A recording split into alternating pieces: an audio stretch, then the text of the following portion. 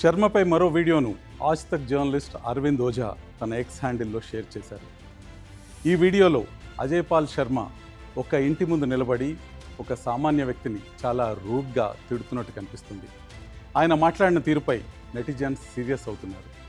ఒక election observer ప్రవర్తన ఇలాగే ఉంటుందా అని ఫైర్ అవుతున్నారు. Same time west Bengal BJP కూడా ఇదే వీడియోను షేర్ చేస్తూ అగ్నికి ఆజ్యం పోసింది.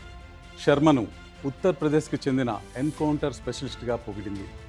శర్మ పనితీరు చాలా కఠినంగా ఉంటుందని, ఇకపై ఎన్నికలు అత్యంత కఠిన పర్యవేక్షణలో నిష్పక్షపాతంగా జరుగుతాయని ఆ పోస్ట్లో చెప్పింది. బీజేపీ పోస్ట్పై టీఎంసీ చాలా సీరియస్గా రియాక్ట్ అయింది.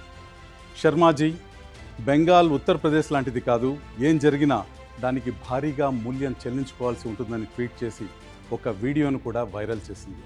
టీఎంసీ ఎంపీ మహువా మొయిత్రా కూడా డాక్టర్ శర్మను నేరుగా టార్గెట్ చేస్తూ ఒక పోస్ట్ పెట్టారు.